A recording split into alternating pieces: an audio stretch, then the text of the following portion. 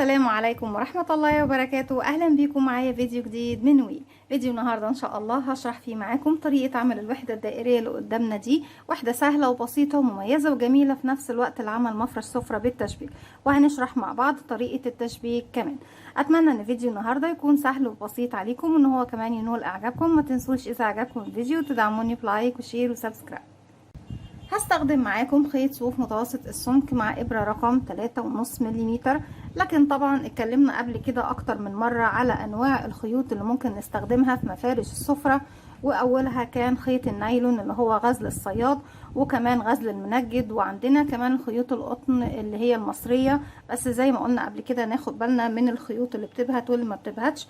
وعندنا أليس ديفا وديفا بلس وأليس كوتون جولد، بيكون في نسبة 45% قطن و55% اكليريك. وعندنا أنواع كتير جدا من الخيوط نقدر نستخدمها. عندنا خيوط المحلة، عندنا خيوط ناكو، عندنا خيوط هيمالايا. في مجموعة كبيرة جدا من الخيوط نقدر نستخدمها في مفارش السفرة. هنقول بسم الله الرحمن الرحيم ونبتدي نشتغل. في البداية هبتدي اعمل دائرة سحرية على ايديا، بسيب مسافة من الخيط، وعلى 2 من الاصابع ببتدي الف الخيط بالشكل ده وارجع للخلف واجي تاني للامام. مش هجيب الخيط جنب بعضه، لا هجيبه عكس بعضه بشكل حرف الاكس وارجع تاني للخلف. هلف ايدي الناحية التانية وابتدي ادخل بالابرة تحت الحلقة الاولى واسحب الحلقة التانية من تحتها. هلف ايدي الناحية التانية واخرج الخيط من على ايديا واحدة واحدة. دلوقتي بقى معايا طرفين خيط، طرف خيط غير متصل بالشلة وطرف خيط متصل بالشلة، والاتنين نتأكد ان هما داخلين داخل الدائرة السحرية. هرفع طرف الخيط اللي هو متصل بالشلة وحافظ كويس جدا على طرف الخيط الغير متصل بالشلة، لانه في النهاية هو اللي هيقفل لي الدائرة السحرية. هبتدي اشتغل داخل الدائرة السحرية 12 عمود بلفة واحدة. طيب عشان ابتدي اشتغل داخل الدائرة لازم اني انا اقفل الدائرة. بس ننزل بس الكاميرا شوية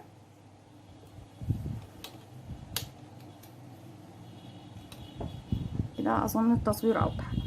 عشان اقفلها لازم اقفلها. طيب بنقفلها بايه يا رندا؟ بنقفلها بسلسلة. معايا حلقة على الابرة، بلف الخيط وبخرج منها بالشكل ده، بكون عملت سلسلة. السلسلة دي بتقفل لي الدائرة السحرية، وفي نفس الوقت بتكون جزء من ارتفاع الغرزة الاولى. وغرزتنا الاولى هي غرزة العمود بلفة، يعني ارتفاعها 3 سلسلة. هنعتبر دي اول واحدة منها واكمل عليها 2. 1 2، وبقى كده معايا 1 2 3. هبتدي اشتغل بقى داخل الدائرة السحرية 12 غرزة عمود بلفة. اشتغلنا اول واحد منهم اللي هما 3 سلاسل اعتبرناهم عمود، يبقى باقي لي 11 غرزة عمود بلفة. ازاي بنشتغل العمود بلفة كده على السريع؟ بيكون معايا على الابرة حلقة، بلف لفة واحدة لانه عمود بلفة واحدة، بقى معايا حلقتين. بنزل داخل الدائرة، الف الخيط واسحب واخرج. معايا على الابرة 3 حلقات، 1 2 3، بلف الخيط وبخرج من 2 1 2، بيتبقى معايا 2 بلف الخيط وبخرج منهم 1 2. كده ده تاني عمود. 3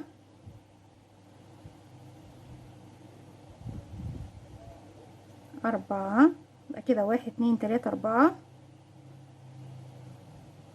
5 6، وبكمل لغاية ما يكون معايا 12 غرزة عمود بلفة. هكمل وارجع. بعد ما وصلت ل 12 عمود، بسم الله، 1 2 3 4 5 6 7 8 9 10 11 12، طرف خيط البداية ببتدي اشده بالشكل ده، بيقفل لي الدائرة زي ما احنا شايفين. طيب في تالت سلسلة ارتفاع 1 2 في رقم 3 بدخل وبخلي معايا كمان خيط البداية على الابرة، وببتدي اسحب الخيط من تحتهم، من تحت الحلقة اللي عندي على الابرة بغرزة منزلقة. بكده بيكون خلاص انتهى السطر الاول. طيب السطر التاني بشتغل فوق كل عمود عمود زيه، بس ترتيبة الاعمدة بتكون ليها ترتيب خاص. اني بشتغل 2 عمود 3 سلسلة 2 عمود 3 سلسلة 2 عمود لغاية ما بخلص الراوند كله اللي معايا. بسم الله، 1 2 3 سلسلة، وبعتبر ان انا اشتغلت فوق اول فراغ موجود عندي اللي هو العمود رقم 1. هروح للعمود رقم 2. لما باجي اشتغل في السطر التاني بشتغل تحت الفراغ، فوق عفوا الفراغ اللي بيكون الصغير ده زي ما احنا شايفين. دي تاني غرزة بدخل تحت حرف الفي، بيكون عندي ضلعين على الابرة، وبيكون معايا كمان خيط البداية. الف الخيط واخرج، الف الخيط واخرج من حلقتين، الف الخيط واخرج من حلقتين. كده اشتغلنا عمود 2. هشتغل 3 سلاسل، 1 2 3، اروح للفراغين اللي بعدهم واشتغل عمودين، 1 واللي بعده كمان 1 2. كده بعد ما معانا 1 2 هشتغل 3 سلاسل، 1 2 3. ارجع كمان، ده اخر فراغ اشتغل فيه الرخل اللي بعده، اشتغل 1 عمود واللي بعده كمان 1 عمود. المهم ان لازم اكون 6 مجموعات، كل مجموعة فيها 2 عمود بلفة، وبعد كل 2 عمود بلفة باخد 3 سلاسل مسافة، 1 2 3. وبكمل لغاية ما بخلص الدوران كله وارجع لكم تاني. رجعت لكم تاني، وفي نهاية الراوند بعد ما اخدت 3 سلاسل هروح لثالث سلسلة ارتفاع،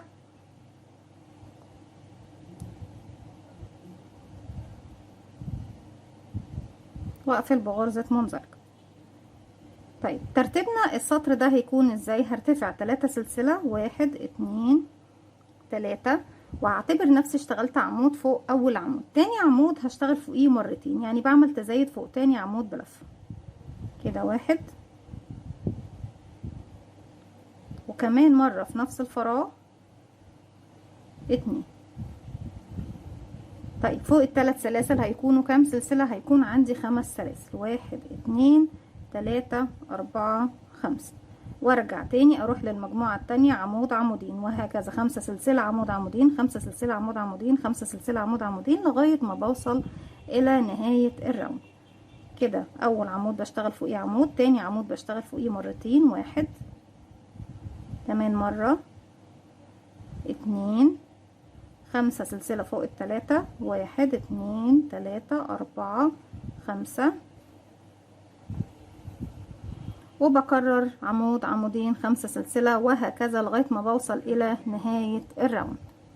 رجعت لكم تاني في نهاية السطر بعد ما اشتغلت عمود عمودين 5 سلسلة، بروح لثالث سلسلة ارتفاع 1 2 رقم 3، بقفل فيها بغرزة منزلقة، وهبتدي اشتغل اني بشتغل فوق اول عمود تزايد واخر عمود تزايد، وفي العمود اللي في المنتصف بشتغل غرزة واحدة بس، سلسلة 2 3، وبعتبرهم عمود بلفة فوق الفراغ الاول. كمان مرة بشتغل عمود كمان في نفس الفراغ، يعني بعمل انكريز في اول عمود وانكريز في اخر عمود، تزايد وتزايد في اخر عمود، والعمود اللي في المنتصف بشتغل فوقيه عمود واحد بس. كده اشتغلت 2 في اول عمود، تاني عمود بدخل وبشغل فوقيه عمود واحد بس، والعمود في الاخر بشغل فوقيه تزايد 1. كمان مرة في نفس الفراغ 2. اصبح معايا العدد كام يا بنات؟ اصبح معايا كده كان عندي تحت 1 2 3، فوق بقوا 5. ليه بقوا 5؟ دي 1 2 3 4 5، عشان اول واحد اشتغلت فوقيه مرتين، واخر واحد اشتغلت فوقيه مرتين، واللي هو في المنتصف واحد بس. طيب دلوقتي كنا بناخد 5 سلسلة تحت، هاخد سلسلتين، 1 2، وهلف الخيط على الابرة وهعد 1 2 في رقم 3، بدخل وبشتغل عمود بلفة 1، ارجع سلسلتين 1 2، وبكرر بقى فوق الثلاث اعمدة زي ما اشتغلت فوق الثلاث اعمدة الاولانيين، اني بشتغل تزايد فوق اول عمود وتزايد فوق اخر عمود، والعمود في المنتصف عمود واحد بس، 1. كمان مرة في نفس الفراغ 2، والفراغ اللي بعده عمود واحد بس، والفراغ اللي بعده تزايد، يعني هشتغل فوقيه مرتين، 1 2. 2 سلسلة، 1 2، بلف الخيط على الابرة وبعد 1 2 من تحت، وفي رقم 3 برفع الحلقة الامامية كده، وبعد كده بخليها تحت الابرة وبلف الابرة وبخلي الحلقتين الخلفية والمطب اللي وراها على الابرة، اكمل العمود بلفة 1، سلسلتين 1 2، وبكرر لغاية ما بوصل لنهاية الراوند. فوق اول عمود تزايد، وفوق التاني لأ، فوق الاخير تزايد، سلسلتين عمود في السلسلة اللي في المنتصف رقم 3، سلسلتين، وهكذا لغاية ما بوصل الى نهاية الراوند. رجعت لكم تاني، وكده خلص السطر زي ما احنا شايفين. القرص معانا بقى شكله ايه؟ في ثالث سلسلة ارتفاع بنقفل بغرزة منزلقة، بردك المجموعة دي هبتدي اعمل عليها تزايد، يعني هعمل تزايد فوق اول عمود وتزايد فوق اخر عمود، والثلاثة اللي في المنتصف كل عمود 1 1 1 1 2 3، وبعتبر نفسي اشتغلت مرة فوق اول عمود، كمان مرة في نفس الفراغ، يبقى كده اشتغلنا عمودين فوق اول عمود. اللي بعده عمود واحد، واللي بعده واحد، واللي بعده واحد، يبقى 3 في المنتصف، فوقيهم 3 بالظبط. الاخير بشتغل فيه التزايد انكريز، يعني بشتغل فوقيه مرتين، واحد، كمان مرة في نفس الفراغ، اتنين. اصبح العدد معانا كام دلوقتي يا بنات؟ بسم الله، 1 2 3 4 5 6 7. اول عمود فوقيه عمودين، اخر عمود فوقيه عمودين، اما دول واحد واحد واحد. فوق السلسلتين سلسلتين زيهم، واحد اتنين. فوق العمود الواحد بسيب بقى السلسلتين وبروح اشتغل 3 عمود بلفة فوق نفس العمود، واحد، كمان مرة، اتنين، كمان مرة، 3 سلسلتين فوق السلسلتين، واحد اتنين، وارجع تاني اكرر عمودين، عمود عمود عمود، عمودين، سلسلتين، 3 عمود، سلسلتين، وهكذا لغاية ما اوصل الى نهاية الراوند بنفس الطريقة. رجعت لكم تاني وفي نهاية السطر زي ما احنا شايفين اشتغلت 3 عمود، سلسلتين، وهنروح لتالت سلسلة ارتفاع في العمود الاول، نقفل بغرزة منزلقة. السطر اللي جاي مش هعمل تزايد فوق الاعمدة ال7 دول، هشتغل فوق كل عمود عمود واحد بس، واحد اتنين تلاتة، وبعتبره اول عمود فوق اول عمود موجود عندي. كده اشتغلت فوق اول واحد، اروح لتاني واحد، عمود واحد، يبقى كده اتنين، اللي بعده تلاتة، واللي بعده 4، واللي بعده 5، واللي بعده 6، واللي بعده 7. نرجع فوق السلسلتين، باخد سلسلتين مسافة، واحد اتنين، بروح اشتغل فوق العمود الاول عمود، وبعديه باخد سلسلة وارجع فوق العمود التاني عمود وسلسلة، والعمود التالت عمود، وبعد منهم باخد سلسلتين زي ما اخدت قبلهم سلسلتين، واحد اتنين. تاني برجع اكرر، واحد اتنين تلاتة 4 5 6 7 عمود، فوقيهم 7 عمود، سلسلتين، عمود، سلسلة، عمود، سلسلة، عمود، سلسلتين، وبكرر لغاية ما بوصل الى نهاية الراوند. رجعت لكم تاني وفي نهاية الراوند زي ما احنا شايفين بعد ما خلصت عمود سلسلة عمود سلسلة عمود سلسلتين، هنقفل في تالت سلسلة ارتفاع بغرزة منزلقة. طيب السطر ده برضك الاعمدة ال7 بشتغل فوقيهم 7 زيهم بالظبط، يعني مفيش ولا تزايد ولا تناقص، واحد اتنين تلاتة، وبعتبر نفسي اشتغلت فوق اول عمود، اشتغل فوق تاني عمود، كده اتنين تلاتة 4 5 6 7. طيب يا رندا التزايد بيكون فين؟ بيكون في منطقة الأعمدة ال3 دول. هشتغل سلسلتين، واحد اتنين، أول عمود هشتغل فوقيه مرتين، هعمل انكريز تزايد، هشتغل فوق الفراغ الواحد اتنين عمود بلفة، كده واحد، كمان مرة في نفس الفراغ اتنين، هاخد سلسلة مسافة فوق العمود اللي في المنتصف هيكون عمود واحد بس، سلسلة فوق العمود الاخير هيكون 2 عمود بلفة، يعني انكريز تزايد، واحد، كمان مرة في نفس الفراغ اتنين، مكان السلسلتين فوقيهم سلسلتين زيهم بالظبط، واحد اتنين، وبكرر 7 عمود، سلسلتين، عمودين، سلسلة، عمود، سلسلة، عمودين، سلسلتين، وهكذا لغاية ما بوصل الى نهاية الراوند. رجعت لكم تاني وفي نهاية السطر بتاعنا بنروح لتالت سلسلة ارتفاع، نقفل بغرزة منزلقة. السطر اللي جاي لسه مستمرين فوق ال7 عمود، 7 عمود بس، مش بعمل تزايد ولا تناقص، واحد اتنين تلاتة سلسلة، واعتبر نفسي اشتغلت فوق اول عمود، تاني عمود، اتنين،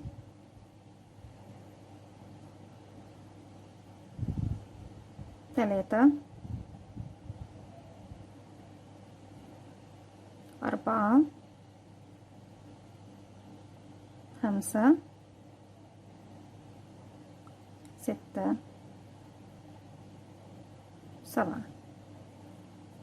زي ما احنا شايفين عندي سلسلتين سلسلتين، 1 2. فوق العمود الاول بشتغل عمود واحد،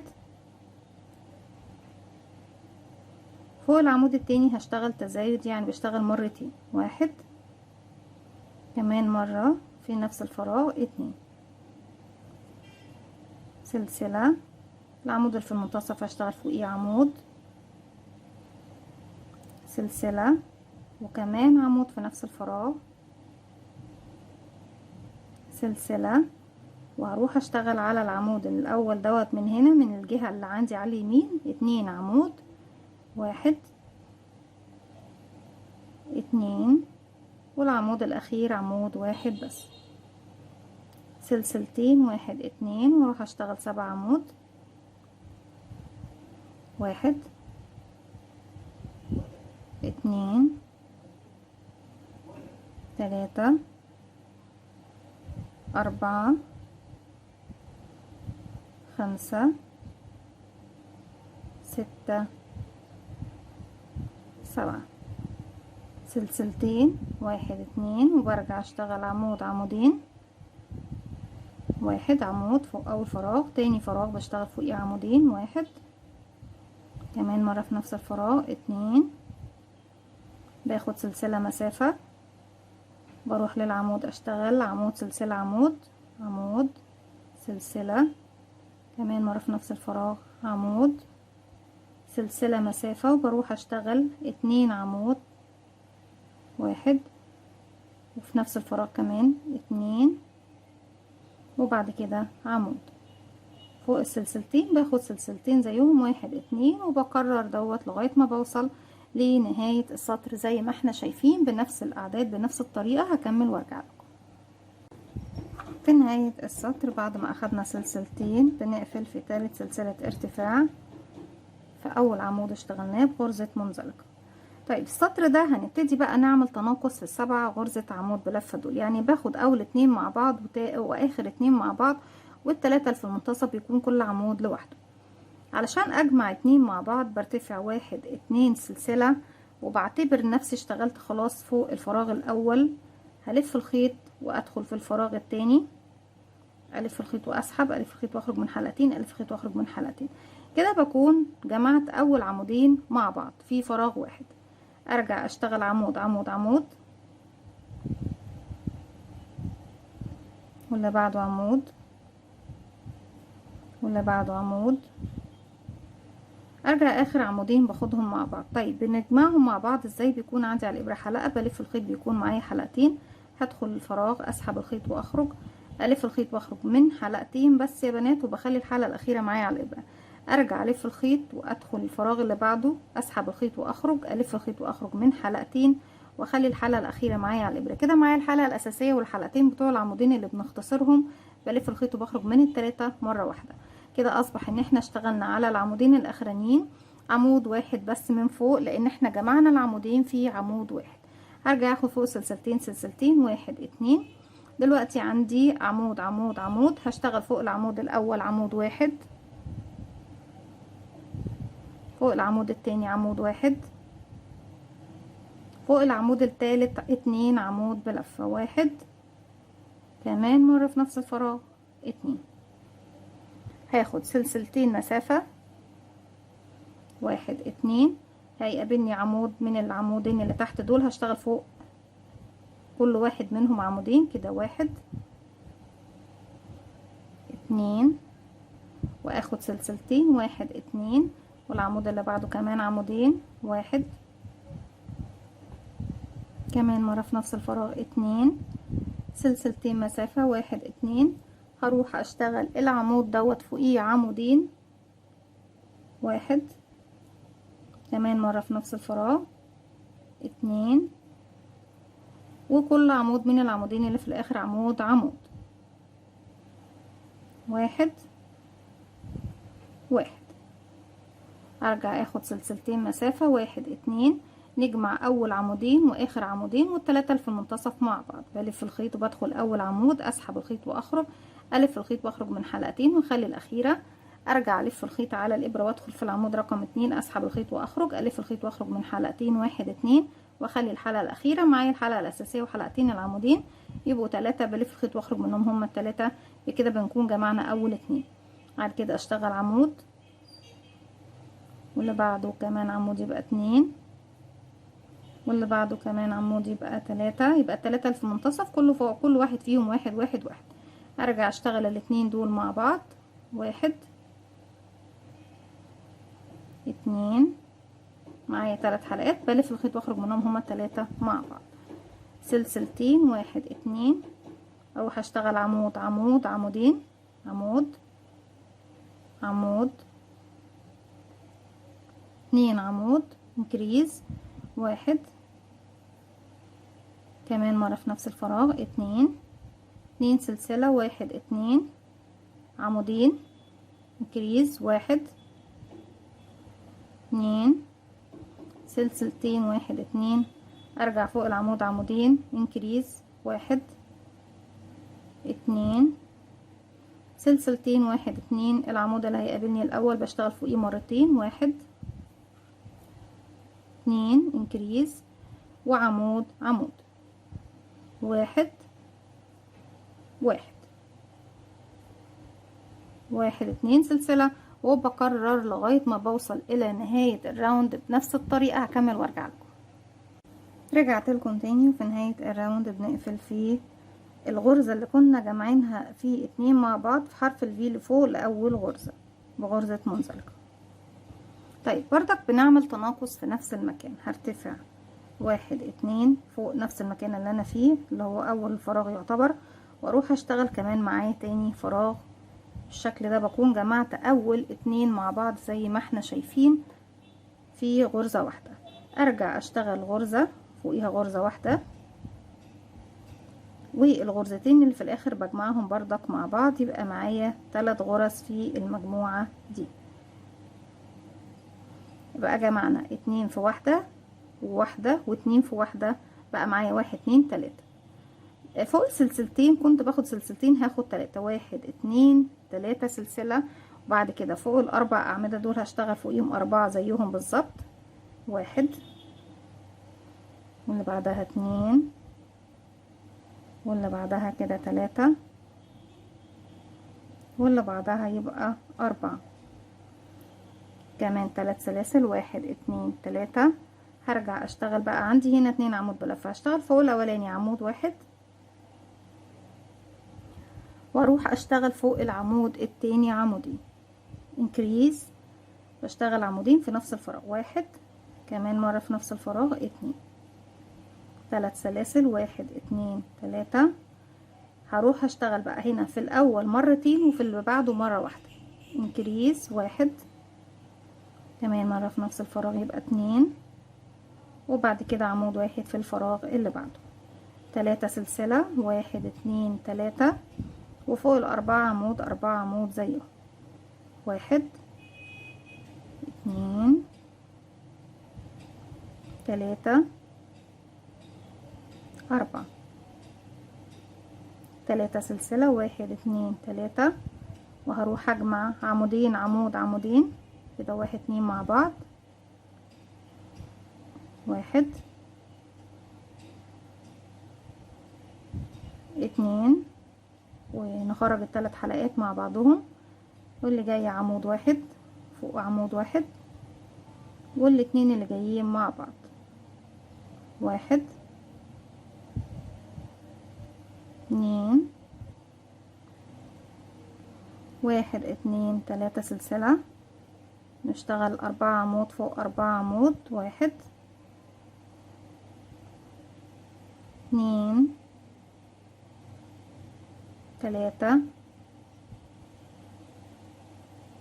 4 3 سلسلة، 1 2 3 عمود عمودين، 1 2 3 سلسلة، 1 2 3 عمودين، 1 2 عمود واحد، 3 سلسلة، 1 2 3 و4 عمود فوق 4 عمود، 1 2 3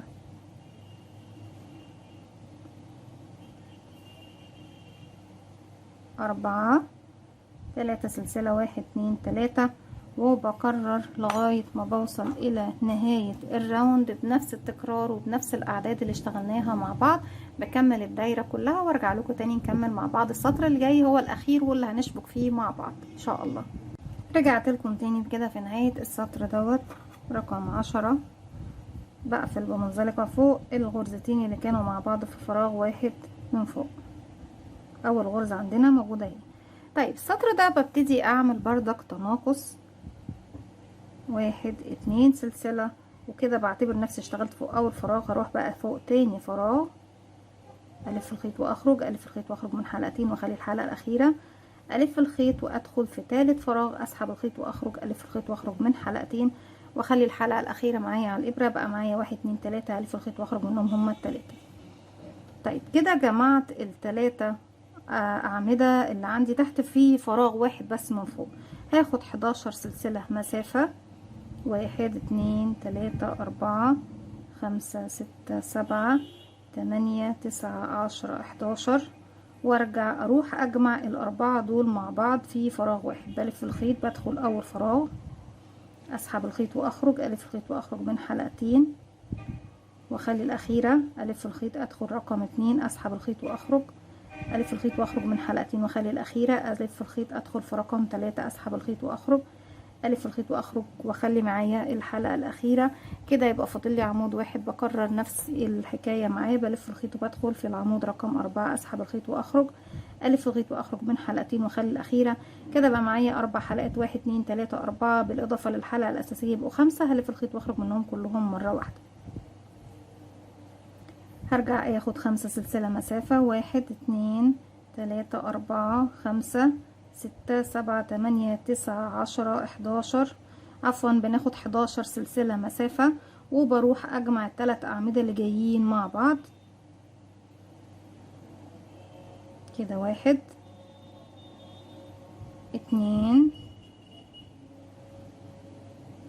3 ونسحبهم كلهم مع بعض زي ما احنا شايفين.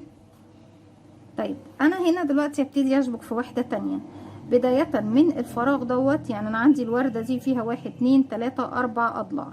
اول ضلع بعديه بختصر فيه زي ما احنا شايفين 11 سلسلة. هنا بعد ما اختصرت الثلاث اعمدة دول، بدل ما باخد 11 هاخد 5، 1 2 3 4 5، وهجيب الوحدة التانية.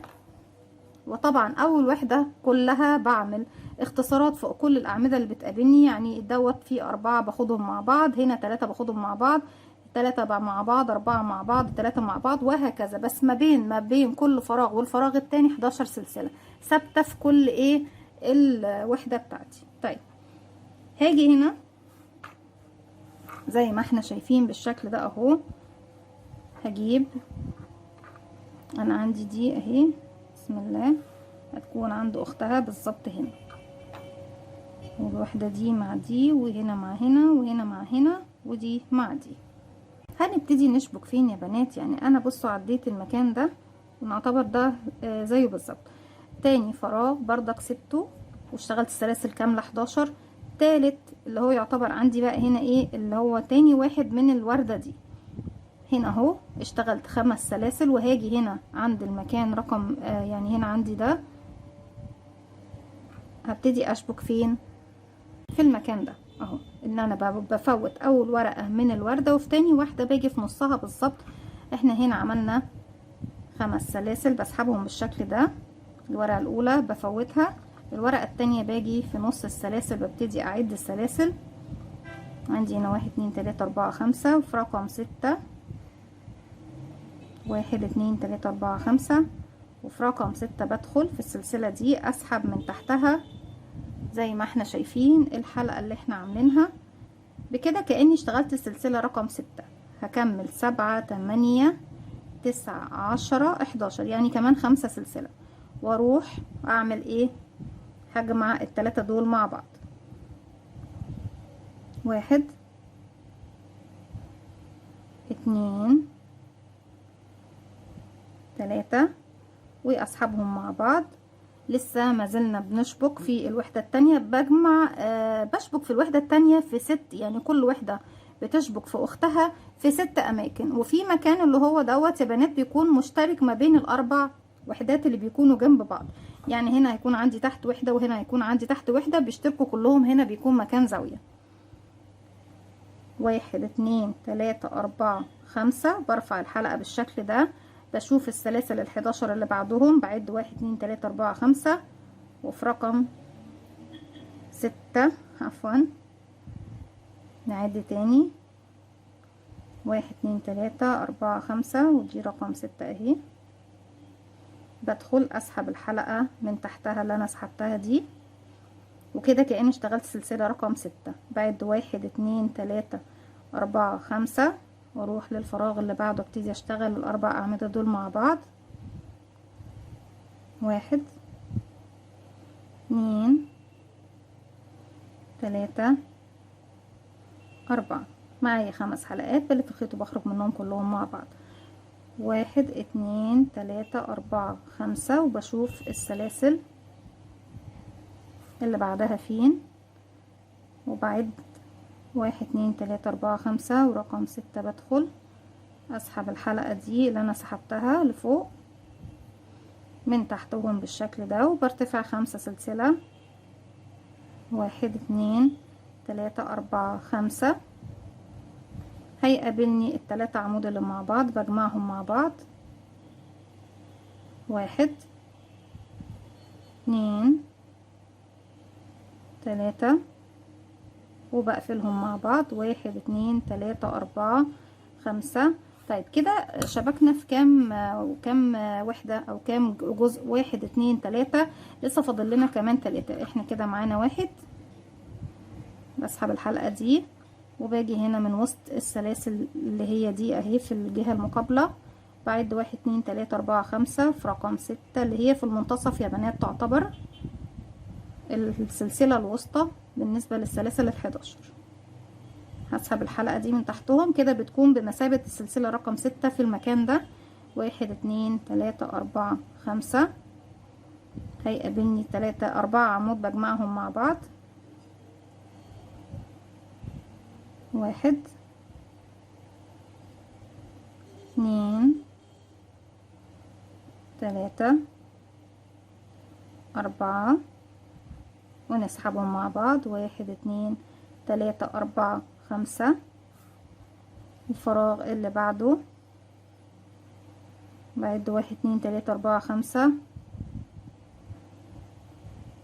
رقم 6. بسحب الحلقة من تحت السلسلة رقم 6.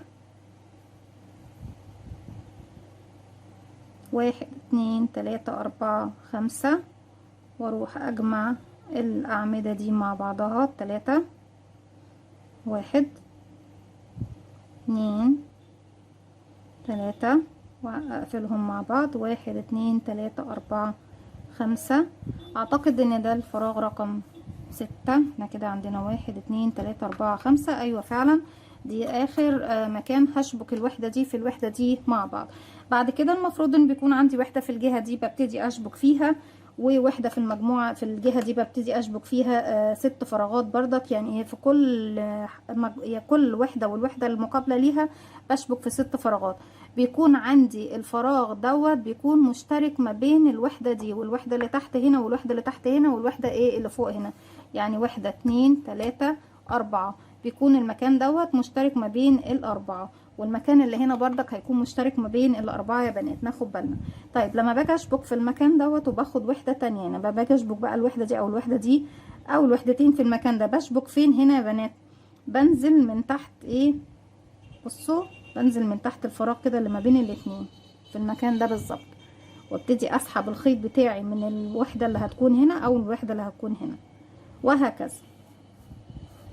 طيب عندنا هنا عدد السلاسل 1 2 3 4 5 بردك رقم 6 السلسلة اللي في المنتصف.